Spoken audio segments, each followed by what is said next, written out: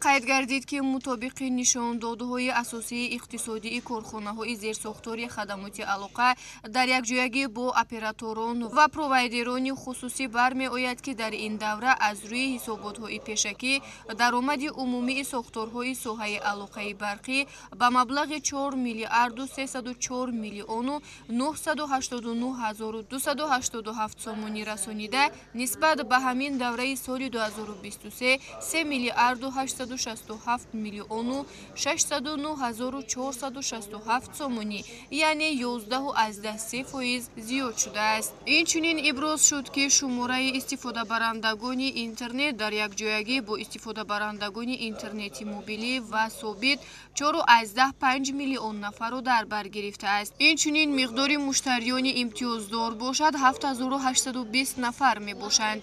خدمترسانی علاقه در این دوره به شخصان امتیازدار مبلغ 470 هزار سومانی را تشکیل داد که آن از طرف بودجت دولتی 470 هزار سومانی پرداخت کرده می شود. گفته شد که مطابق حسابگیری ها در جمهوری 205 استفاده برنده واسطه های رادیو الکترونی به حساب گرفته شده است. از مقدار عمومی استفاده برندگان واسطه های رادیو الکترونی 157 عدد به شهر دوشنبه و شهر و ناحیه های تابع جمهوری، 32 عدد به ولایت سوخت، 11 عدد به ولایت ختلان و 5 عدد به ولایت مختار کوهستانی بدخشان راست می آید. مقدار عمومی واسطه های الکترونی 29422 عدد را تشکیل می دهد که نسبت همین دوره سال 2023 111% یا اینکه 856 عدد زیاد می باشد. از شماره عمومی واسطه های رادیو الکترونی موجوده به شهر دوشنبه در یکجایگی با ناحیه های تابع جمهوری 11318 عدد، ولایت سوخت 8438 عدد، ولایت ختلان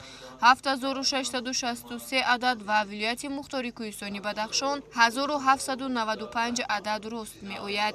در دوام سال حساباتی 879 عدد واسطه های رادیو الکترونی از نو به حساب گرفته شده است. یک عدد واسطه رادیو الکترونی از قید برآورده شده است. یادآور شدند که بهر در عمل تطبیق کردن فرمان پرزیدنت جمهوری تاجیکستان درباره وسعت دادن حساب برابرکنی غیر نقدی از 22 ایون سال 2023 تحت رقم 586 سال سپری شده 798 عدد استانسیه های بازوی نصب کرده شده، زیاده از 300 کیلومتر خط نخ نوری بهر وسعت بخشیدن فعالیت بیمیلانی استانسیه های بازوی و دسترسی به شبکه های بلند سرعت اینترنت نصب و راه اندازی کرده شده است.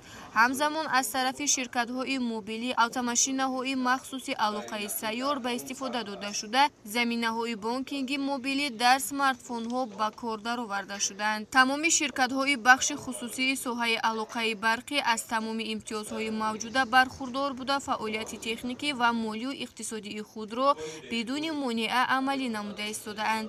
ذکر داشتند که در دوام سال 2024 به خدمات علاقه 107 عدد مراجعت های شخصانی واقعی و حقوقی وارد گردیدند که از آن به 97 عدد جوابهای مشخص گردانیده شده، 10 عدد مراجعت در بررسی قرار دارند. ابراز گردید که در نتیجه بررسی پرونده های حقوق ویرانکنی مأموری در مجموع نسبت 105 عدد شخصانی واقعی و حقوقی قرارها درباره تعیین نمودن جزای مأموری قبول کرده شده 280,716 سومانی به فایده دولت تعیین کرده شد.